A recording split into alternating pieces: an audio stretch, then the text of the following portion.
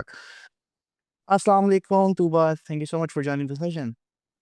Welcome, thank you so much for having me. Umair, कैसे हैं आप? I'm good. I'm good. I'm happy that you join, and you know, Kat, the main reason of having these sessions is to get as much knowledge from industry professional, ताकि हमें पता चल सके कि exactly industry के अंदर किस तरीके से चीज़ें हो रही हैं और किस तरीके से लोगों को देखनी चाहिए। So before we jump into the topics and discussion, I really want कि आप थोड़ा सा अपने आप को इंट्रोड्यूस करो ताकि लोगों को पता चल जाए। I'm pretty much sure a lot of people know you on LinkedIn, but just for the audience, if you can introduce yourself. Thank you so much, Umair. Okay, so I am Tuba. I am Tuba Rashid. I'm an HR executive. I have been in this field for about 2.5 years, around like 3 years. तो मैंने different industries में काम किया हुआ है। Take में मैंने बहुत सारी recruitments, बहुत सारी employee engagement activities handle की हैं। But one thing I really want to appreciate when you reached out to me कि बहुत अच्छा लगा मुझे आपका ये platform कि अच्छी बात है कि आप डिफरेंट डिफरेंट प्रोफेशनल्स को आप लेकर आ रहे हो ताकि एक बहुत अच्छी चीज़ हो जाएगी कि बहुत सारे जो यंगस्टर्स हैं, फ्रेश ग्रेजुएट्स हैं, वो उनके लिए एक बहुत अच्छा एक पॉडकास्ट टाइप की चीज़ हो जाएगी ताकि वो लर्न कर सकें। So it's a great initiative. Thank you, thank you. thank you, thank you, Tuba. So, jumping on, क्या so you are an HR, ठीक है। अब एचआर में जो सबसे पहले लोगों का सवाल होता है ना, लोगों को ऐसा लगता है कि यार एचआर है, इसका जो मेन काम होता है ना वो हायरिंग और फायरिंग है। जी, ठीक है, I really wanted to know यार कि being an HR what are the key responsibilities, किस तरीके से पूरा डिपार्टमेंट होता है ताकि लोगों को उसकी डायनामिक समझ में आए। ठीक है, आप जब तक किसी किसी अच्छी कंपनी में काम नहीं करते जहाँ पे एचआर पूरी टीम बैठती हो जिसको पता हो कि भाई ठीक है यार, ये जो है वो इवेंट देख रहा है, ये हायरिंग देख रहा है, ये टीए की टीम है एंड वाइस वर्सा। थोड़ा सा मुझे बताइएगा, ब्रेक डाउन करना है कि यार what is an HR, what are the key responsibilities, उसके बाद विल डिस्कस इन डिटेल। अच्छा, बहुत अच्छा क्वेश्चन है, very good question to start. अच्छा, सबसे पहले तो मैं अपनी डेफिनेशन आपको एचआर की बताती हूँ, फिर मैं बताती हूँ कि क्या डिफरेंस आता है। फॉर मी उमर, एचआर की अगर एक बहुत ही सिंपल सी मेरी लिए 2 लाइन्स में डेफिनिशन होगी ना, so it would always B, जो मैं अपने लिंक्डइन पोस्ट पे भी कई दफ़ा बोलती हूँ, that HR is all about people management. It's all about and will and was ever is about people management, कि आप किस तरीके से लोगों को मैनेज करते हैं, ठीक है? ठीक है, अब होता क्या है कि जो आपकी बहुत अच्छा स्टार्ट है कि एचआर के बारे में लोगों के मिसकॉन्सेप्शंस होते हैं। देखिए, आई ऑलवेज़ से कि ताली 2 हाथ से बजती है। कई दफ़ा कंपनी का कसूर होता है, कई दफ़ा एचआर का भी कसूर हो जाता है। देखिए, एचआर का काम जो है ना, वो एचआर खुद बनाती है। ये एक ऐसी फील्ड है कि जिसको टास्क असाइन नहीं होते। आप ग्राफिक डिज़ाइनर होगे, कोई और फील्ड में होगे, आपके लिटरली टास्क जो होंगे ना, वो मैनुअल डिज़ाइन्ड हुए हुए होंगे। ये एक एचआर के ऊपर खुद को होता है कि वो अपना डे किस तरह से प्लान करे और वो किन चीज़ों को प्रायोरिटी दे। सही है? अब फॉर एग्ज़ाम्पल अगर मैं अपनी बात करूँ, रिक्रूटमेंट, पेपर वर्क, हर पेरोल, हर चीज़ की मेरे लिए इम्पोर्टेंस है। लेकिन जो फर्स्ट चीज़ है ना, let's start with my first definition, कि मेरे लिए it's all about people engagement, it's all about people management. तो मेरे लिए वर्क कल्चर की है। मेरे लिए सबसे पहली ये चीज़ बहुत इम्पोर्टेंट है कि रिक्रूटमेंट तो है ही है। पहली चीज़ ये है कि आपका वर्क प्लेस का जो एनवायरनमेंट है, वो ऐसा होना चाहिए कि इससे मैं कहती हूँ 3 वर्ड्स तो लाज़मी होने चाहिए जो एम्प्लॉयी को मिलने चाहिए, और मैं ये समझती हूँ कि एज़ एचआर मेरी या हर एचआर की एक रिस्पॉन्सिबिलिटी होती है कि वो ये मेक श्योर करे कि आने वाला हर एम्प्लॉयी रिस्पेक्टेड फ़ील करे, वैल्यूड फ़ील करे, एप्रिशिएटेड फ़ील करे।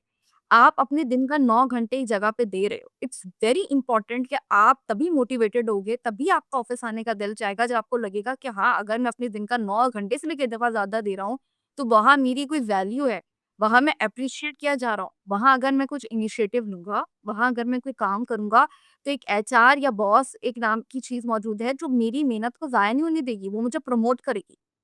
ठीक है? For me it's always about, अब होता क्या है कि कई दफ़ा खुद जो एचआर्स होती हैं, वो अपने रोल को जो है ना, वो पेपर वर्क या पॉलिसीज़ में खुद समेट लेती हैं। अब कई दफ़ा ये मजबूरी भी बन जाती है, because at the end of the day ना होता है क्या ना कि लोगों को लग रहा होता है एचआर के पास सारी अथॉरिटी है। Let's be real, let's make it a quite गपशप सेशन, ऐसा नहीं है। एचआर की अथॉरिटी सिर्फ़ कहीं न कहीं दिखाई जा रही होती है। पीछे से उसकी भी एक अपर मैनेजमेंट बैठी हुई होती है, जो उसकी रिपोर्टिंग ले रही होती है, उसका भी एक रिपोर्टिंग मैनेजर बैठा हुआ होता है। हुँ, और वो कहीं न कहीं इस चीज़ पे बाउंड कर रहा होता है, कि नहीं पेपर वर्क ही रहा जाकर, क्योंकि वो पर्टिकुलर पर्सन या वो पर्टिकुलर मैनेजमेंट अभी तक specially in Pakistan work culture की इम्पोर्टेंस नहीं समझ पा रही है। वो आज भी ना मैनुअल काम से थोड़ा-सा बाहर आके एक सिस्टमैटिक काम पे तो आ गए हैं, मगर वो एक वर्क कल्चर की इम्पोर्टेंस समझ में नहीं आ रही। क्योंकि कहीं न आज भी हमारे यहाँ ना एक सेठिया निज़ाम चलता है। वो कहते हैं कि हम पे कर रहे हैं तो मतलब हम वैल्यू भी फ़ील करवाएँ, एप्रिशिएटेड भी फ़ील करवाएँ, पे तो कर रहे हैं ना। तो ये एक एचआर का काम होता है कि वो बैठे, बहुत तरीके से, बहुत जेंटली वर्क कल्चर की इम्पोर्टेंस के पॉइंट्स बताएँ, कि अगर आप ये वर्क कल्चर करेंगे तो आपको क्या बेनिफिट मिलेगा। बिकॉज़ अल्टीमेटली जब भी आप कोई बात कॉर्पोरेट में करते हो, आपको इवन अगर एम्प्लॉयी भी बात कर रहा होता है, आप भी बात करते हो, आपको ये तो दिखाना पड़ता है पर मैनेजमेंट को सिर्फ वो भी होगा आपकी कंपनी की ही बेटरमेंट के लिए होगा। Agree, agree on your point जो अभी आपने कहा कि यार ये बहुत इम्पोर्टेंट होता है क्योंकि आई थिंक जब आप 9 टू 5 कर रहे होते हो या जो भी आपकी टाइमिंग्स होती हैं, आप आई थिंक अपनी फैमिली से ज़्यादा टाइम उस जगह पे जी, लगाते हो, जी, ठीक जी। है? और उससे एक अट उससे एक अटेंशन या उससे एक मानूसी होना बहुत ज़रूरी है और वो तभी होती है कि जब आपको अच्छा लगे कि यार एंड ऐसा नहीं है, इट्स नॉट कि यार आप सिर्फ़ काम कर रहे हो और आपको सैलरी मिल रही है। आपको ये चीज़ समझनी होती है कि यार आपको वहाँ अच्छा भी लगना चाहिए, आपकी वहाँ पे इज़्ज़त होनी चाहिए, आप जो चीज़ कह रहे हो वो सुननी चाहिए, ठीक है?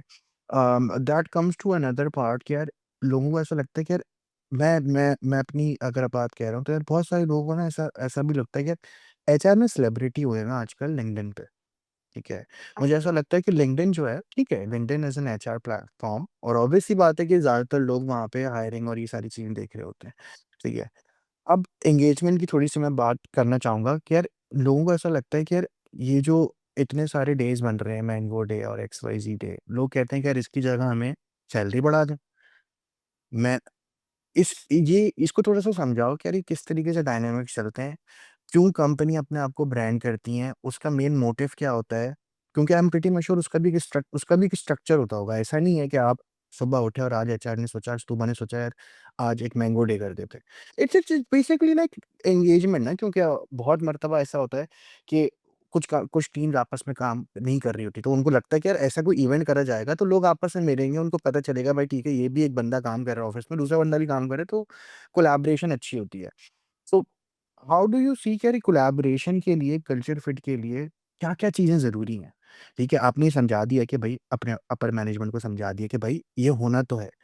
But what is the real meaning? कि यार ये जो क्या आपको लगता है कि यार ये जो इवेंट्स, ये जो डे बन रहे होते हैं मैंगो डे और XYZ day, does it make sense? In picnics का फ़ायदा होता है? होता है तो किस तरीके से होता है? किस तरीके से उसकी के आई एम प्रीटी श्योर उसकी भी कोई केपीआई तो होती होगी। जी, जी। ऐसा तो आप ऐसा नहीं हो सकता ना कि यार एचआर ने बोला कि यार हमें ठीक है 10 लाख रुपए की पिकनिक करनी है, हमने 10 लाख की पिकनिक कर दी, तो सामने से कोई तो चीज़ पूछा जाएगी आज से भी कि भाई आगे उसका क्या हल निकला? तो क्या क्या फ़ायदा हुआ? तो थोड़ा-सा मुझे बताओ कि कोलैबोरेशन, कल्चर फिट इनसे क्या ज़रूरी होता है? ये क्यों ज़रूरी हैं? इनसे एम्प्लॉइज़ को क्या फ़ायदा होता है? अच्छा सवाल है। देखिए, सबसे पहले जैसे आपने लिंक्डइन सेलिब्रिटी पे बात की, तो देखिए ये बात बिल्कुल ठीक है कि आजकल एक नया ट्रेंड चल गया है कि हर जो चीज़ कोई दूसरी कंपनी कर रही है, तो हमें भी दिखानी होती है कि हम भी कर रहे हैं। हुँ। सही है। और एक बहुत अच्छा आपने पॉइंट फ्रेज़ किया एक्चुअली कि बिल्कुल मैं भी इस बात को मानती हूँ। मैं खुद कई दफ़ा कई बॉसेस को, कई सीईओज़ को मैंने भी एडवाइस किया है कि रादर देन आप किसी एक्टिविटी के ऊपर, चाहे वो फूड एक्टिविटी, उसके ऊपर आप वन टाइम पैसा देने से अच्छा है, आप परफॉर्मेंस बेस्ड एक्टिविटी करवा लें। आप अटेंडेंस अलाउंसेस कर दें कि एक बंदा पंक्चुअल हो रहा है। ये मेरा एक इनिशिएटिव हमेशा से रहा है कि अगर एक बंदा पंक्चुअल आ रहा है, आप उसको बाउंड करो कि पंक्चुअल हो, तो आप अटेंडेंस अलाउंस के अंदर वो पैसा दे दें, ठीक है? या आप उन्हीं पैसों का अगर आपने ओवरऑल क्योंकि कर रहे हैं, तो यार एक ऐसा ही एक इंसेंटिव नाम का छोटा-सा कर दें, पिकनिक की जगह। ये बात बहुत लॉजिकल है और बिल्कुल मैं खुद भी इसको सपोर्ट करती हूँ। तो ये जो जहाँ तक ये पॉइंट है, इसकी तक अपनी इम्पोर्टेंस है। और ये तो करना ही चाहिए। तो इसकी ये रिप्लेसमेंट तो कभी भी नहीं होगी। ना ये होनी चाहिए, ना ये होगी। मॉनेटरी वैल्यू की रिप्लेसमेंट एक एक्टिविटी कभी भी नहीं हो सकती। तो ये तो बहुत अच्छा एक लॉजिकल पॉइंट है कि जी ये करनी चाहिए। मैंने खुद कई दफ़ा बताया। मैं खुद इस बात को भी बिलीव करती हूँ कि आपको ना पैसा परफॉर्मेंस मैनेजमेंट पे देना चाहिए ज़्यादा, ठीक है? ताकि एक एम्प्लॉयी को एक क्योंकि देखिए ultimately that's back again and again to the main point कि हमें एम्प्लॉयी को मोटिवेट फील करवाना है and biggest motivation is the money. आपके वर्ड से मैं बोलूँ यार मैं आपको बहुत एप्रिशिएट कर रही हूँ, वो थोड़ी एप्रिशिएटेड फील करेगा। ऑब्वियस सी बात है कि ही नीड्स मनी ताकि वो और आगे अच्छा परफॉर्म करे। तो कभी भी ये जो एक्टिविटीज़ हैं, ये उसका रिप्लेसमेंट तो नहीं हो सकती, ठीक है? तो ये बहुत अच्छा पॉइंट है। ये कई दफ़ा रेज़ हुआ है और कई दफ़ा इसके ऊपर अमल भी हुआ है होपफुली थैंक यू हो गया। अब बात आती है इनकी इम्पोर्टेंस की। लेकिन अगर इन एक्टिविटीज़ को मैं इंडिविजुअल देखूँ, तो ये एक्टिविटीज़ प्लान्ड एक्टिविटीज़ होती हैं। जैसे आपने कहा कि इनकी भी केपीआई हैं। ऐसा नहीं होता कि एक एचआर ऑफिस में इसने कहा चलो यार आज अच्छे आम आए हुए हैं या अच्छे ऑरेंजेस आए हैं, चलो जी सब में बाँट दो, ऐसा नहीं होता। एक थिंकिंग होती है। बाकायदा एक्टिविटी प्लान होती है ना, घर में भी आप के घर में खाना भी लग रहा होगा, दस्तरखान भी लग रहा होगा, तो थोड़ी बहुत तो हल्की-फुल्की सी प्लानिंग होती है। तो अब आपकी कंपनी में 30-35 लोग हैं, तो किस तरह से सर्विंग होगी उसके पीछे भी एक बैकग्राउंड होता है और कंपनी वालों को क्या मिला है कि आपको खाना खिलाएँ। तो रीज़न क्या होती है? देखिए कई दफ़ा क्या होता है ना, खाना एक ऐसी चीज़ होती है, ये फन एक्टिविटी ऐसी होती है, कई हर तरह का एम्प्लॉयी होता है। कुछ एम्प्लॉयी खुद ही घुल-मिल जाते हैं। हुँ, हुँ। एक्टिविटी हो या ना हो खुद घुल-मिल जाएँगे। कुछ एम्प्लॉयी को एक रूम चाहिए होता है टू ब्रेक दैट आइस।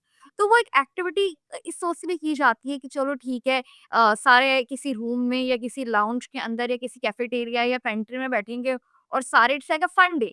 कि थोड़ा-सा अगर वर्कलोड ज़्यादा है तो चलो जी एक एक एक्टिविटी हो जाएगी कि सारे they are having seasonal fruits, ठीक है? फ्रूट्स को इसलिए किया जाता है रादर देन आप जंक प्रमोट करें, तो फ्रूट एक न्यूट्रिएंट जिस वैल्यू के हिसाब से इस तरह से होता है और उसकी एक अपनी वैल्यू। कई दफ़ा ऐसा भी होता है कि आपकी एम्प्लॉयी एंगेजमेंट इफेक्ट पड़ता है, बिल्कुल इफेक्ट पड़ता है।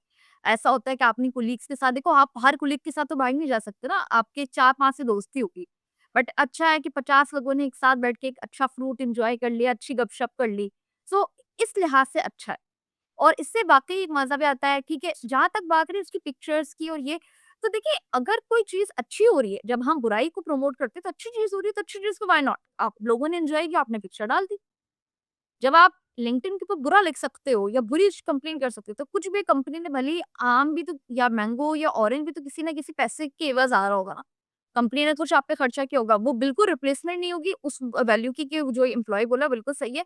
बट ठीक है, इट्स अ फन एक्टिविटी कि चलो ये एक्टिविटी यूजुअली मैं आपको पता है मैं या कभी भी कोई भी एचआर कब करती है कि यार थोड़ा-सा अब चलो एम्प्लॉयी बर्डन फील कर रहे हैं या थोड़ा-सा ना एक माहौल को बदलने के लिए। मतलब ये बहुत आपने बात बिल्कुल ठीक कही है क्योंकि इसको समझने का ना थोड़ा परसेप्शन है। अब जी, जी। एचआर भी इसलिए ही कर रहा होता है क्योंकि उसको सिर्फ़ हायरिंग नहीं करनी, उसको रिटेन भी रखना है। ठीक है? जी, जी, जो एग्ज़ैक्टली। जो जो जो एम्प्लॉयी काम कर रहे हैं क्योंकि आई थिंक एक एचआर को बहुत अच्छे तरीके से पता होता है कंपनी की ग्रोथ किस तरीके से है। ऑल्दो कि ठीक है हर एम्प्लॉयी हर कुछ एम्प्लॉइज़ को ही पता होता है, लेकिन हर एम्प्लॉइज़ को वैसे नहीं पता होता भई कंपनी अगले 5 साल में क्या देख रही है। कंपनी की फाइनेंशियल स्टेबिलिटीज़ क्या है? कंपनी क्योंकि आपको ये it's like a give and take ना, आपको कभी-कभार कंपनीज़ आपको देती हैं, कभी-कभार कंपनी आपसे कहती है यार आप थोड़ा-सा ओवरटाइम करो ताकि हम क्लाइंट्स पे काम कर सकें। That comes to another thing कि now a lot of companies are making their brand identity very much on LinkedIn. ठीक है? उनको पता होता है कि यार हमें प्रोफ़ाइल पिक्चर्स जो है वो अपनी अपडेट रखनी है एम्प्लॉइज़ की, एम्प्लॉइज़ जो है वो एक कवर लगाएँ। एक आपको पता चलना चाहिए यार कंपनी ब्रांडेड है। एक तो गई कंपनी की साइड, ठीक है? अब बात करते हैं एम्प्लॉयी की साइड पे। आई एम प्रीटी मच श्योर कि बीइंग एन एचआर आप इस चीज़ को मानोगे that what I personally believe कि एचआर शायद 99% बंदों से हमेशा पहली मर्तबा वर्चुअली मिलेगा। या तो उसकी लिंक्डइन को देखेगा या तो उसकी रिज़्यूमे को देखेगा। जी, जी, बिल्कुल। और उसी से वो अंदाज़ा लगाएगा उन 20-25 सेकंड में कि यार ये इंसान हमारे साथ कल्चर फिट कैसा है, इसकी जॉब रिक्वायरमेंट मैच हो रही है, नहीं हो रही क्योंकि हायरिंग सिर्फ़ ये नहीं है, आई एम प्रीटी मच श्योर अगर हायरिंग यही होती है किसी को भी हायर कर लो, तो आप भी शायद एक दिन में सारी हायरिंग क्लोज़ कर दें। एक बहुत पूरा स्टेप देखना होता है। सही है, मुझे ये बताना कि यार बीइंग एन एचआर जब आप हायरिंग देख रहे हो तो, जब आप लोगों की प्रोफाइल विज़िट कर रहे हो तो कौन से ऐसे की स्टेप्स हैं जो आपको लगता है कि यार ये वो की स्टेप्स हैं उमैर जिनको देख के मैं +1 देती हूँ और ये वो चीज़ है जिनको देख के मैं -1 देती हूँ। प्रोफाइल के अंदर, लिंक्डइन के अंदर, रिज़्यूमे के अंदर एक ओवरऑल अप्रोच एक एचआर की होती क्या है? क्योंकि मैं एग्ज़ाम्पल शेयर करना चाहता हूँ। बहुत सारे लोग होते हैं वो कहते हैं यार हम तो 100 सीवियाँ देते हैं, हमारा ना ही नाम ही नहीं आता। मैं उनको ये कहता हूँ कि यार आप ये भी तो देखो कि आप सीवी दे कहाँ रहे हो? दे कैसे रहे हो? इट्स लाइक कि अगर मैं किसी बड़े इवेंट में तैयार होकर जाऊँगा, तो मैं ये ख़्याल रखूँगा मैं अपनी शर्ट साफ़ पहनूँ, मैं अपनी पैंट अच्छी पहनूँ, मेरे जूते अच्छे हों, मेरा परफ्यूम अच्छा हो। तो बस मुझे लगता है कि उसका जो विज़ुअल रिप्रेज़ेंटेशन है वो लिंक्डइन पे यही है कि आपका कवर अच्छा हो, आप जो पोस्ट कर रहे हैं वो अच्छा हो, आपका एक्सपीरियंस लिखा हुआ हो, ठीक है? अगर लिखा हुआ है तो वो कैसे लिखा हुआ है? क्योंकि कभी-कभार आपकी जो लिखने का तरीका होता है उससे भी लोग अंदाज़ा लगाते हैं यार ये थोड़ा सीरियस है, ये इस पोज़ीशन पे क सही रहेगा, नहीं रहेगा, ये किनके साथ काम करना है। तो मुझे थोड़ा-सा बताओ कि एज़ एन एचआर जो अपनी नज़र से देख रहा होता है प्रोफ़ाइल को, तो क्या-क्या चीज़ों को देखता है? अच्छा, बिल्कुल अच्छा, आप एक नया कॉन्सेप्ट पे बात करते हो और ये जो आपके पॉइंट्स को भी मैं कवर करती हूँ। देखिए, आजकल एक नया कॉन्सेप्ट, अच्छा कॉन्सेप्ट है जिसको मैं तो एप्रिशिएट करती हूँ। एक employee branding and employer branding का आ गया है।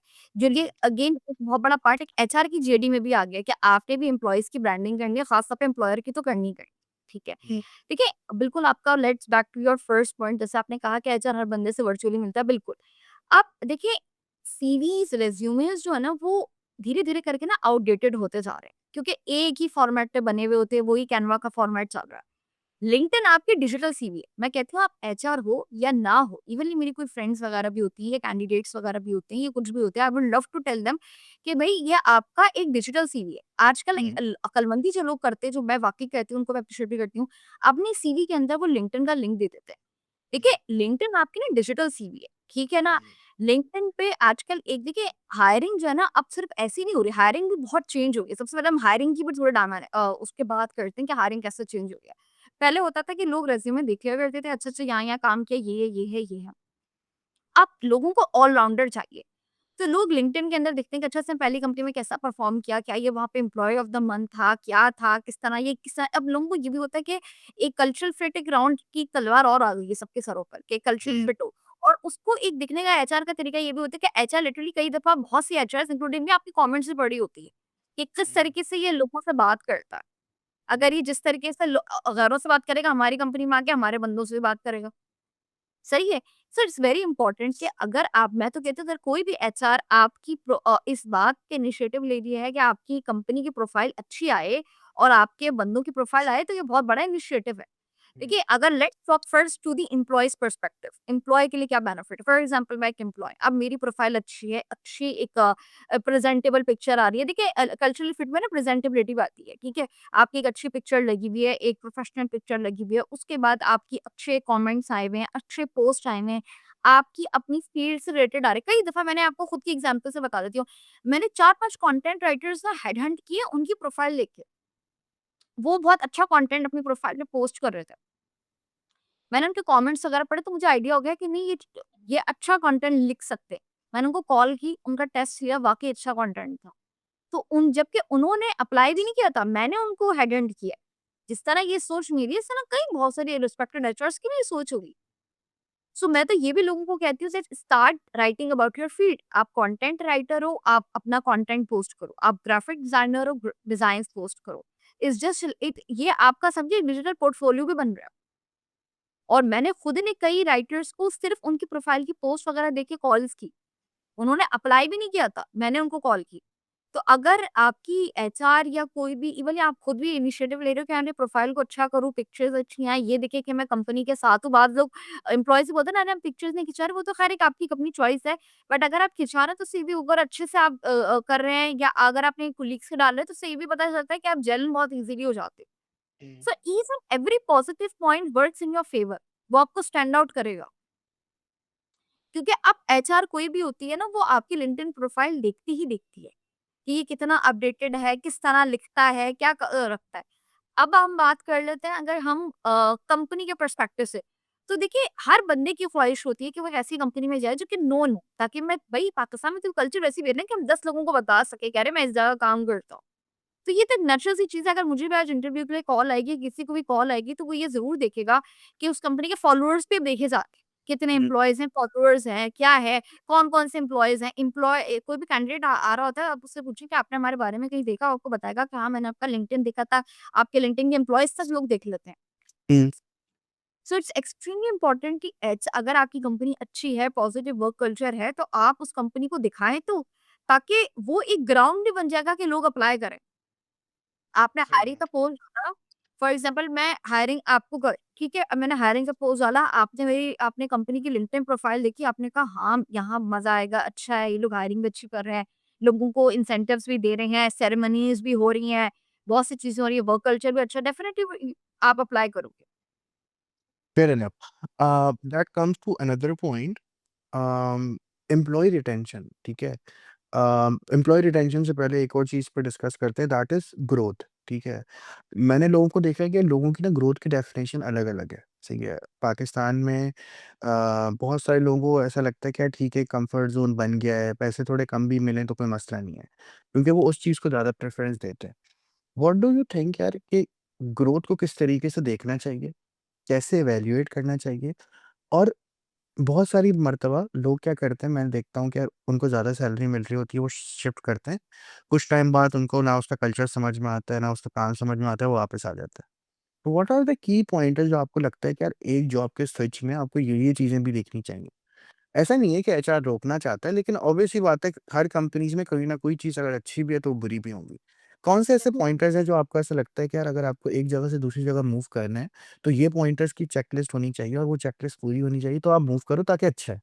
क्योंकि एक सर्टेन टाइम के बाद अम, अगर मैं एक छोटी-सी बात करूँ, इंश्योरेंस की बात करते हैं, हेल्थ इंश्योरेंस की। This is one of the biggest thing. आपको ये चीज़ देखनी चाहिए कि हेल्थ इंश्योरेंस मिल रही, नहीं मिल रही, ठीक है? ये कुछ इंपॉर्टेंट फैक्टर्स हैं रादर देन कि आप सिर्फ ये देखें कि ठीक है यार मुझे अम, अच्छा ये बहुत थिन लाइन होती है इसमें। मैंने बहुत सारे लोगों को देखा है, वो कहते हैं कि यार हम दूसरी जगह क्यों जाएँ, वहाँ 5-10 हज़ार ज़्यादा ही तो मिलेंगे, यहाँ पे कम्फर्ट बना हुआ है, यहीं काम कर लेते हैं। फिर मैंने ऐसे लोगों को देखा है कि वो 5-5, 6-6 साल एक ही कंपनी में काम कर रहे होते हैं। हो सकता है उनके लिए वो चीज़ सही हो। लेकिन मुझे ऐसा लगता है कि आपकी ग्रोथ तभी होती है जब आप अपने कम्फर्ट ज़ोन से बाहर जाते हैं। लेकिन कम्फर्ट ज़ोन में भी ना रिस्क मैनेजमेंट जो है ना, दिमाग से होनी चाहिए। ऐसा नहीं होना चाहिए कि वो पैसे ज़्यादा मिलने चले जाएँ। What are the key pointers आपको लगता है कि यार इन-इन चीज़ों को देख के लोगों को स्विच करना चाहिए, अगर कर रहे हैं तो ये इम्पोर्टेंट पॉइंटर्स हैं? अच्छा, let's start with my definition of growth और फिर मैं आपको पर्सपेक्टिव बताती हूँ। देखिए, मेरी डेफिनिशन ऑफ ग्रोथ सबसे पहले मेरी डेफिनिशन ऑफ ग्रोथ पता है क्या है? अगर फॉर एग्ज़ाम्पल मैं 3 साल से एचआर में हूँ, तो मैं अपनी ग्रोथ को इस हिसाब से मैनेज देखूँगी कि 3 साल पहले की तूबा में और 3 साल के बाद की तूबा में क्या फ़र्क है? हुँ, हैव आई ग्रोन मेंटली सबसे पहले क्या मेरी लर्निंग स्ट्रांग हुई है? क्या मेरी क्या कहते हैं क्या है फाइनेंशियली मैं स्ट्रांग हुई हूँ? क्या मेरी ओवरऑल ग्रोथ हुई है? ठीक है? जहाँ तक बात आ जाती है ग्रोथ की, देखिए ये वो एक अनपॉपुलर ओपिनियन ही आप इसको कह सकते हैं। ये वो एक बहुत बड़ा पॉइंटर है कि इसमें ना मैं आपको बताऊँ देयर इज़ नो येस और नो लिटरली मैं आपको बता हुँ, हुँ। इसमें कुछ भी चीज़ ना येस और नो ये पर्सन टू पर्सन वेरी करता है and case to case vary करता है। हुँ, अच्छा, अब कैसे करेगा हम इसको डिफरेंट ना सिनेरियो से देखते हैं। देखिए, आपको मानना पड़ेगा कई दफ़ा कुछ डिसीज़न्स लेने के लिए हम थोड़े प्रिविलेज होते हैं। कई दफ़ा इट्स वेरी ईज़ी किसी को जज कर लेना। आपको नहीं पता होता देखिए कोई बंदे को ना शौक नहीं होता इधर-उधर जाने का, खेलने का, ये भी याद रखिए। हुँ, कई दफ़ा फॉर एग्ज़ाम्पल आप I am not a bread winner ठीक है? मैं इससे काम करती हूँ कि जी मेरा एक अच्छा डे गुज़रे, मैं ग्रो करूँ, मैंने एजुकेशन हासिल की है, मेरा एक शौक है एचआर चलो ठीक है। अब मैं हो सकता है किसी जगह को इसलिए स्विच करूँ कि आप वर्क कल्चर अच्छा ये चीज़ मिल रही है। हो सकता है कोई-कोई ना स्विच करे। देखिए वेरियस फैक्टर्स होते हैं। पहला पॉइंट आपका बिल्कुल सही है। एक बात आप याद रखिएगा although it's a very popular opinion from HR मैं हॉप को बहुत ज़्यादा गलत नहीं समझती, बहुत ज़्यादा नहीं।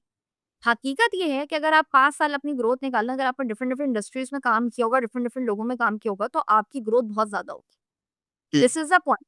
ये एक फैक्ट है लिटरली। आप ये अगर आप एक ही जगह पर होंगे, आप एक ही जैसे माहौल में होंगे, एक ही जैसे लोग वो हायर कर रहे होंगे, एक ही जैसे माइंडसेट के साथ बैठे होंगे। हर कंपनी का अपना माइंडसेट है, एटलीस्ट लोगों का माइंडसेट तो चेंज होता है। हुँ, तो ये बात तो सही है और सब छोड़िए आप डिफरेंट-डिफरेंट प्रोजेक्ट्स पे काम करोगे और बिज़नेस मॉडल्स पे काम कर रहे होंगे। तो ग्रोथ वाइज़ तो मैंने ये खुद देखा है कि जिन लोगों ने 5 साल की अगर जॉब का टेन्योर है और उन्होंने स्विच किए हैं, मैं इसको गलत नहीं समझती, ना मैं जज करती हूँ, हुँ, कि नहीं ग्रोथ कई दफ़ा उनकी होती है। जहाँ तक बात आती है क्या पॉइंटर्स देखने चाहिए, बिल्कुल अगर आप एक स्टैंडर्ड पॉइंटर्स की अगर हम बात करें बिल्कुल एक हेल्थ इंश्योरेंस आजकल एक बहुत बड़ा एक चीज़ है कि अगर आप किसी जगह को स्विच करें या अगर किसी जगह पर रहें, तो हेल्थ इंश्योरेंस देखनी चाहिए। अगर आपकी कंपनी हेल्थ इंश्योरेंस दे रही है ना, तो रिटेन हो जाने की कोशिश करनी चाहिए और अगर नहीं दे रही, तो ऐसी जगह पे स्विच करना ज़रूरी है कि जहाँ हेल्थ इंश्योरेंस मिल रही है। ये 5-10 हज़ार की तो गेम फ़ज़ूल है। ये आपकी सीवी पे हॉप ले आएगी और आपकी वैल्यू खराब कर देगी। अगर आपको लग रहा है ना 5,000 रुपए क्योंकि देखिए कोई भी एचआर उठाएगी, ये तो मेरा पर्सपेक्टिव है ना, हर का पर्सपेक्टिव नहीं होता। हो सकता है कोई दूसरी एचआर उठाए और कहे कि यार इसमें तो ये तो अभी कल के उसको 15,000 मिले तो हम ही छोड़ दें। तो सिर्फ 15,000 के चक्कर में आप 15,000 को एक एक तराजू में तोल लें और अपनी वैल्यू बनाएँ। हो सकता है बहुत वैल्यूएबल आप जो एम्प्लॉयी हों, लेकिन सिर्फ उस 15-10,000 के स्विच के चक्कर में आपने तो अपनी वैल्यू खराब कर दी ना, आपने तो अपने ऊपर हॉप्ट का एक लेबल लगवा लिया। लेकिन लोग ये भी तो सोचते हैं थोड़ा कि खैर ये बड़ा अनबायस्ड ओपिनियन है। लोग ये भी बोलते हैं कि चलो एक काम करते हैं, कहीं से ऑफ़र लेकर आते हैं और फिर एचआर से नेगोशिएट करके अपनी वो रिटेंशन मतलब उनको बोलेंगे भाई हमें इतने पैसे मिलने कभी-कभार आपको रोक लेते हैं। मुझे मुझे ये बताओ कि जब जब एचआर एक बंदे को रिटेन करता है क्योंकि ना ये बहुत ये टॉपिक ऐसे ही ये डिस्कस नहीं होता। जैसे लोग कहते हैं कि यार भाई आपने आप उसको छोड़ दो उसको उसी को रख लेते इससे अच्छा किसी और को हायर करते। ठीक है?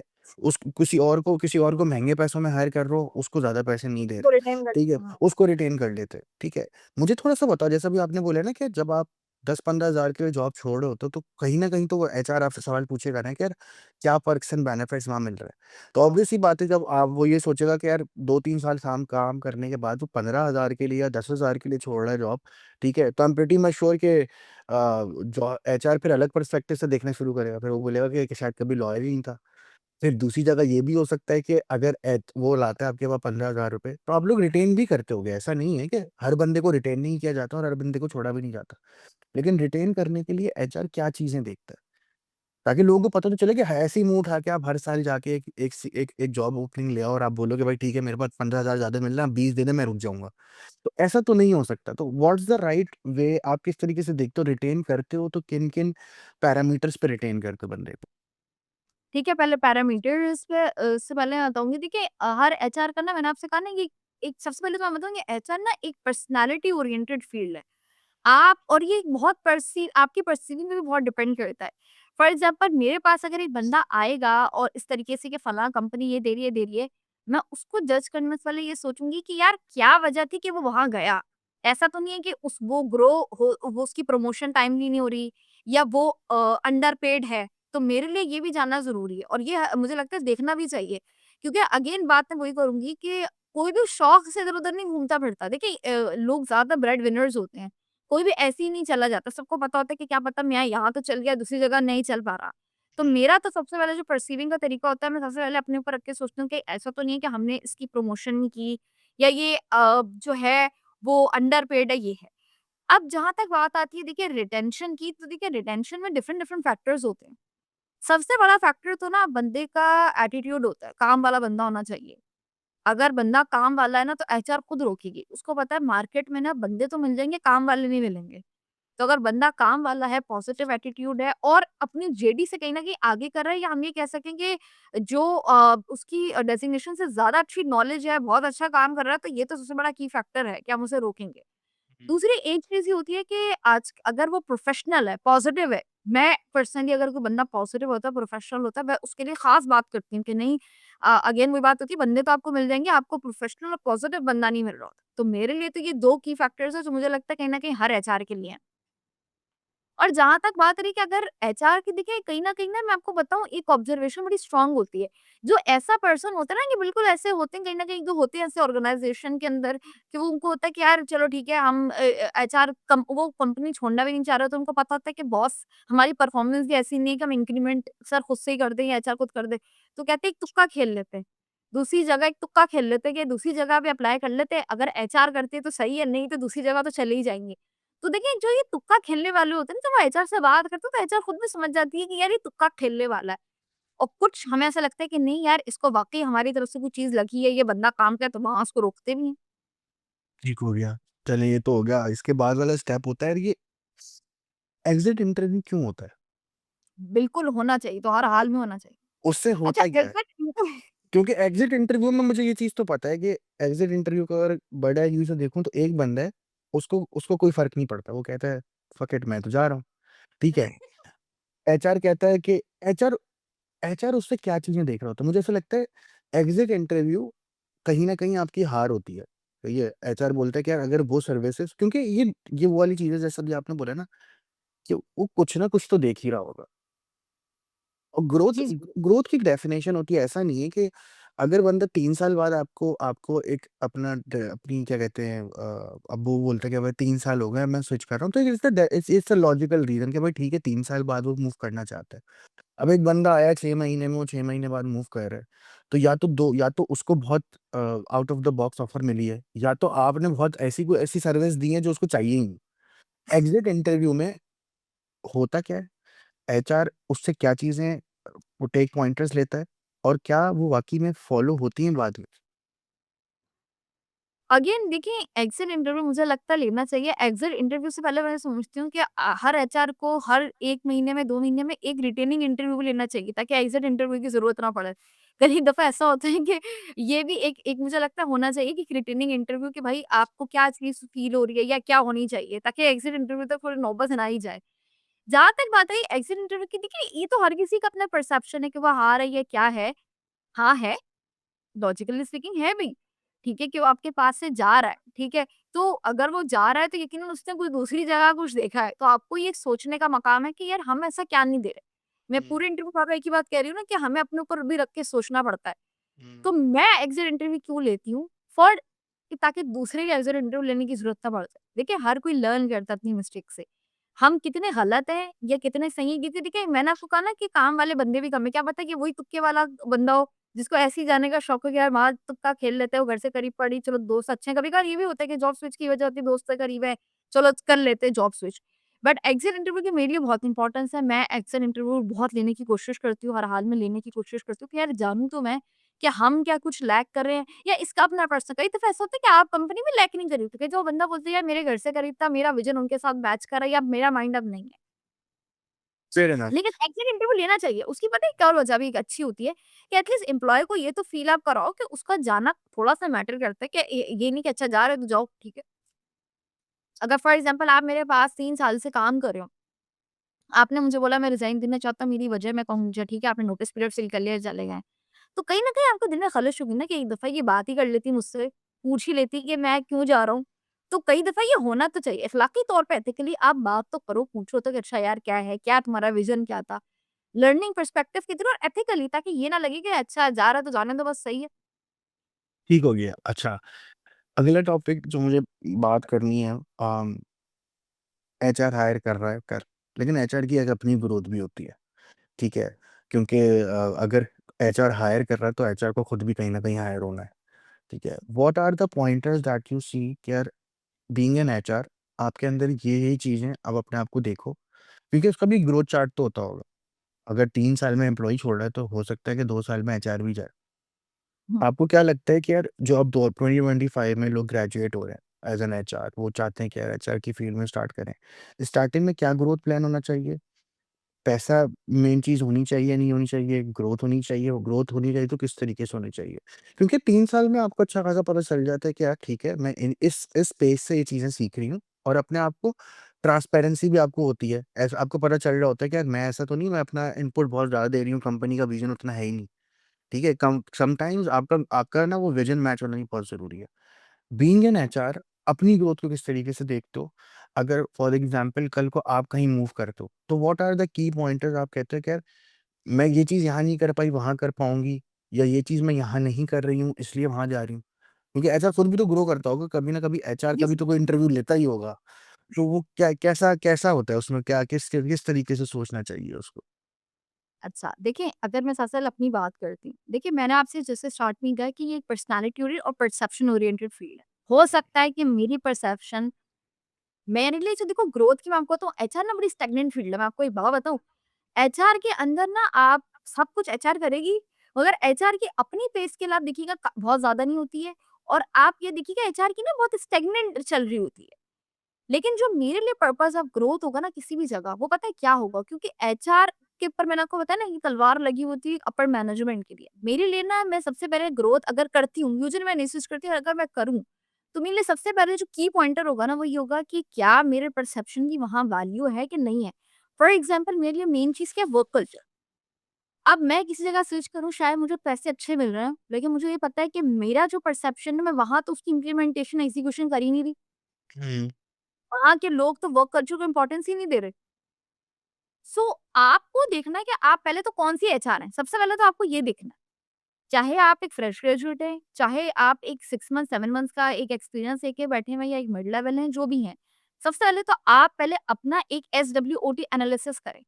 हुँ, कि मेरी ये स्ट्रेंथ्स हैं, ये मेरी ये वीकनेसेस हैं। सबसे पहले तो आप ये देखें कि आप खुद कैसी एक एचआर हैं, क्या आपकी एचआर की परसेप्शन है?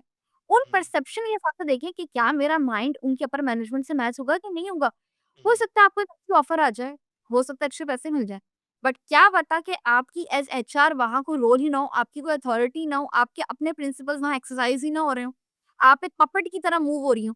क्या पता आप किसी ऐसी कंपनी में हो जहाँ का पैकेज तो कम हो, मगर आपके अपने परसेप्शंस हो रहे हों, एग्ज़ीक्यूशन हो रही हो सकता है दूसरी जगह जहाँ आप एक सिर्फ़ एक पपेट बन जाएँ वहाँ पे। तो ये एक की फैक्टर्स है जो एक किसी भी एचआर को देखना चाहिए कि मेरी वहाँ सबसे ज़्यादा एक चीज़ ये देखनी चाहिए कि उस पर्टिकुलर जगह में एचआर की वैल्यू क्या है? एचआर डिपार्टमेंट की क्या वैल्यू? क्योंकि हर कंपनी में एचआर डिपार्टमेंट की वैल्यू नहीं है। बाज़ कंपनियों के लिए ये एक सेकेंडरी डिपार्टमेंट है, कि अच्छा ठीक है बस एक लड़की को हायर कर लेते हैं, इतने पैसों में हायर कर लेते हैं, हायरिंग भी आती रहती है, वो देख लेगी, जो पेरोल बनाना होगा वो देख लेगी। सबसे पहले तो आप ये देखिए क्या वो कंपनी, जो मेजर पॉइंट है हर एचआर को देखना चाहिए कि क्या वो कंपनी एचआर की रिस्पेक्ट कर रही है? क्या वो कंपनी एचआर डिपार्टमेंट को ओन कर रही है? Agree. So I think we have covered a lot of good things. End of the conversation, I wanted to discuss तो वो अपने हिसाब से आपको क्या लगता है कि यार अम, क्योंकि आप रोज़ हज़ारों सीढ़ियाँ देखते हो, जी, जी, जी। लोगों से मिलते हो। आप लोग मेरे ख़्याल से 20-25 second is more than enough आप देख के अंदाज़ा लगा सकते हो कि यार ये बंदा कितना कैपेबल है, जो ये कह रहा है वो कर सकता है, नहीं कर सकता, कंपनी के लिए सूटेड है या नहीं है। कौन-सी ऐसी 2 या 3 टिप्स देना चाहोगे जो फ्रेशली ग्रेजुएट हो? क्योंकि उसमें क्या होता है जब आप मुझे ऐसा लगता है इंटरव्यू एक वाहिद चीज़ है जो आप किसी को सिखा नहीं सकते। वो एक एक्सपीरियंस आप जितने इंटरव्यूज़ देते हो आप खुद अपने एक्सपीरियंस से सीखते हो कि ठीक है यार मैंने पिछले इंटरव्यू में ये गलत बोल दिया था, इस बार मुझे ऐसा बोलना चाहिए। क्योंकि आपके पास 20 सेकंड 25 सेकंड आपके पास मेरे ख़्याल से इंटरव्यू में 10-15 मिनट है और उस बंदे के पास भी 10-15 मिनट में। तो I am hmm, pretty much sure HR ये लेवरेज ज़रूर देता होगा कि ठीक है भाई आपका ग्राउंड नहीं है, ये ग्राउंड मेरा है। मैं यहाँ पे काम करती हूँ, मेरा ग्राउंड है। तो आप अगर थोड़ा बहुत ऊपर-नीचे भी करोगे तो मैं समझ जाऊँगी। लेकिन क्या लगता है आपको कौन-सी ऐसी टिप्स हैं, कौन-सी ऐसी टिप्स एंड ट्रिक्स बताना चाहोगे कि यार इन चीज़ों का लोगों को ख़्याल रखें ताकि आपका बैड परसेप्शन ना जाए किसी भी तरीके से? अच्छा, सबसे पहले let's start with the tips. ये बड़ा अच्छा सवाल है। देखिए, फ्रेश ग्रेजुएट को मैं एक बात बताऊँ, सबसे पहले जो चीज़ बहुत इंपॉर्टेंट टिप है ना, आपके पास 4 साल होते हैं। ये 4 साल ना बहुत प्रेशियस है, मतलब इतने प्रेशियसनेस की कोई हद नहीं। अगर आपने सबसे पहले जो टिप होती है ना, डोंट वेस्ट these 4 years। हर दिन ना, मतलब आप, मैं ये कहती हूँ, मुझे पता है कि फ्रेश ग्रेजुएट को कोई जॉब नहीं देगी, मगर मैं आपको सबसे बड़ी टिप दूँ, कोशिश करें इन 4 सालों में इंटरव्यू ये सोच के मत जाए मुझे जॉब मिलेगी। इंटरव्यू ये सोच के जाए कि बस अप्लाई कर दो चले जाएँ। बाज़ कंपनियाँ वाले फ्रेश ग्रेजुएट को कर लेते हैं। आपको बताऊँ, दुनिया की सबसे बड़ी लर्निंग, या मैं अपनी लर्निंग की बात करूँ, जितना आप इंटरव्यू में सीखते हैं ना, उतना कहीं नहीं सीखते। जितना मैंने कई लोगों को देखा जो खुद बताते हैं कि यार हमने तो इंटरव्यू के क्वेश्चन सुन-सुन के हमें समझ में आ गया, अच्छा इस तरह से काम होता है इंडस्ट्री में। हकीकत यही है। तो कोशिश करें, जब सबसे बड़ी टिप मैं आपको एक बात बताऊँ, जब आप फ्रेश ग्रेजुएट हो या मैंने भी अपने लिए की थी, try to give as much interviews as you can. ये सोच के मत जाएँ कि अरे मेरा इंटरव्यू क्लियर होगा, नहीं होगा, वो एक अलग बात है। आपको ये समझ में आ जाएगा कि एचआर सवाल कैसे पूछती है, आपका कॉन्फिडेंस बूस्ट होगा। हो सकता है आपका फर्स्ट इंटरव्यू में आप फ्लफ कर दो, फेयर इनफ। हुँ। लेकिन सेकंड, थर्ड, जब आपका सही, जब तक आप 4 साल में ग्रेजुएट हो जाओगे ना, तब तक आपके कम्युनिकेशन स्किल्स इतने प्रो हो जाएँगे, आप इतने सॉलिड हो जाओगे कि आप एचआर के सामने घबराओगे नहीं। और एक कई दफ़ा होता है, तो फ्रेश किड्स आते हैं ना, ये बच्चे आते हैं, ये बेचारे घबरा जाते हैं, क्योंकि पहली-पहली दफ़ा इंटरव्यू दे रहे हो। तो मेक श्योर कि जो आपका एक्चुअल इंटरव्यू हो, जो कि आपने अपनी जॉब ग्रेजुएट होने के बाद दिया हो, वो क्रिस्प तभी होगा जब आप उससे पहले के इंटरव्यूज़ दे चुके होंगे। आप उन इंटरव्यूज़ को ना प्रैक्टिस इंटरव्यूज़ की तरह देखो। सबसे पहले तो चीज़ ये है कि आप इंटरव्यू ज़्यादा से ज़्यादा देने की कोशिश करें। मोस्ट इम्पोर्टेंट, जब इंटरव्यू देने की हो जाएगी ना, देखिए इंटरव्यू लेना भी एक आर्ट है और उसको देना भी एक बहुत बड़ी आर्ट है। और एक बात याद रखिएगा, इंटरव्यू को देना, मैंने बहुत दफ़ा देखे लोग बहुत फॉर ग्रांटेड ले रहे होते हैं। ये एक दूसरी टिप है। Never take your interview day for granted. Never, never, because ये वो डे होता है जिसमें आपकी सैलरी डिसाइड हो रही होती है। ये वो डे होता है जिसमें अगर आपने 15-20 मिनट में उनको इम्प्रेस कर दिया ना, क्योंकि देखिए बाद में तो हर कंपनी का एक स्टैंडर्ड टाइम होता है कि 1 साल के बाद इंक्रीमेंट होता है। बाज़ लोग मैंने देखा है कि इंटरव्यू को बहुत हल्का ले लेते हैं, अरे इंटरव्यू तो है। नहीं, यही तो डे है जिसमें आपकी सैलरी का बात होगी, यही तो डे है जिसमें नेगोशिएट होगा, यही तो डे है जिसके अंदर अगर आपने इम्प्रेस कर दिया तो शायद एचआर के बजट से ज़्यादा चली जाए। सो मेक श्योर कि, और ये तभी आप इम्प्रेस करोगे जब आप आउटशाइन हो गए, स्टैंड आउट हो गए। ज़ाहिर है, जब आप एक एचआर ने, अगर मैंने आपको इंटरव्यू के लिए बुलाया तो आप जैसे 4-5 औरों को भी तो बुलाया है। How will you stand out? The best way to stand out is your communication skills. वो देखिए यार अच्छा बोल रहा है, अच्छा कॉन्फिडेंट है, अच्छी पॉजिटिव एटीट्यूड है। और ये सारी चीज़ें एक डे में नहीं आएगी। ये कैसे आएँगी, जब आपने ये प्रैक्टिस इंटरव्यूज़ दिए हुए होंगे तो आपको समझ में आएगा, अच्छा यार मैंने उस एचआर का इस सवाल का जवाब नहीं दिया था, उस एचआर का मैंने ये सवाल का जवाब नहीं दिया था। अब आप इतने परफेक्ट हो जाओगे 5-6 इंटरव्यू देते-देते कि अब जब एचआर सवाल पूछेगी ना, तो आप फ्लफ करोगे। आप देख लोगे कि अच्छा उस टाइम पे मैं इतना प्रेज़ेंटेबल नहीं था, या उस टाइम वाले ने मुझसे ये सवाल पूछा, इसका जवाब मुझे ये नहीं आया था। अब आप पूरे तैयार हो जाओ। So this is the second tip, कि never ever take your interview for granted. The third and the most important tip is the skills. देखिए, अगर फ्रेश ग्रेजुएट को एचआर हायर कर रही है, ये ओपनिंग है फ्रेश ग्रेजुएट की, तो मेक श्योर कि जिस फील्ड में अप्लाई करो उसके स्किल्स पहले से ही आपने ऑक्यूपाइड की हों। ऐसा ना लगे कि अरे इसको तो अभी मुझे सिखाना पड़ेगा। देखिए, कोई भी इंस्टीट्यूट ना, लर्निंग इंस्टीट्यूट में तो कोई पैसे दे रहा है। हुँ। जब आप ये आपका काम है कि आप सीख के आएँ। हाँ, एचआर का काम ये है कि वो एक रूल ज़रूर अपने माइंड में रखे कि आए फ्रेश को हायर किया है, तो अगर कोई उसकी कोई कंप्लेन आए या कुछ आए, तो वो एक मार्जिन रखे कि अरे मैंने फ्रेश ग्रेजुएट को हायर किया। बट आप उसे वो मौका मत दें। आपकी पूरी कोशिश होनी चाहिए, स्पेशली जो अब के जो किड्स आ रहे हैं, उनके पास तो एक बहुत अच्छी बड़ी लक है कि यूट्यूब पे सब अवेलेबल है। पहले तो होता था ना कि आपको कहीं जाना पड़ता था कोर्सेज़ करने के लिए, कहिए। आप कोर्सेज़ इतना पॉलिश्ड होकर आए कि आप खुद ही स्टैंड आउट हो रहे हैं। उसको लेके कि यार मुझे तो चांस देना ही चाहिए और ना और आप इतने स्टैंडर्ड हो जाएँ कि वो आपको कहे कि यार इसको मैं फ्रेश ग्रेजुएट से ज़्यादा अच्छा पैकेज दूँ और वो जल्दी वो आपको जूनियर लेवल की पोज़ीशन दे दे। Fair enough. I think these are very good pointers towards जो आपने बताए, and I am pretty much sure कि लोगों को इससे काफ़ी हेल्प आउट होगी, क्योंकि बहुत सारे लोगों को ना ये चीज़ पता नहीं होती। वो उनको ऐसा लगता है कि यार ठीक है, कर लेते हैं, हो जाएगा और इस तरीके से, बट एग्री। ये कुछ कह रहे थे आप? जी, जी। अनफॉर्च्युनेटली पता है क्या होता है? ये चीज़ ना यूनिवर्सिटीज़ को ना एड्रेस करनी चाहिए कि यार आपका बच्चा फ्रेश ग्रेजुएट हो रहा है, तो आप उनको काउंसलिंग सेशंस तो दिलवाओ। मुझे ऐसा लगता है कि हर सेमेस्टर में काउंसलिंग सेशन तो मस्ट होना चाहिए और वो काउंसलिंग सेशन के अंदर एक एजुकेशन कंसल्टेंट तो बैठा हुआ, एक एचआर को बैठना चाहिए क्योंकि अल्टीमेटली जॉब कौन दे रहा है? एचआर दे रही है। मेरा ये हिसाब है कि यूनिवर्सिटीज़ इतनी फीस चार्ज कर रही हैं, उनको चाहिए कि काउंसलिंग सेशन तो बिठाएँ और एक एचआर का तो काउंसलिंग सेशन लाज़मी ऑडिटोरियम्स में वो करवाएँ, ताकि वो उनको ये टिप्स देती रहे कि देखें आप ऐसी ग्रेजुएट ना हो, बार-बार उनको रिमाइंडर देती रहे कि जब आप ग्रेजुएट हो तो स्किल्स के साथ ग्रेजुएट हो। एग्री।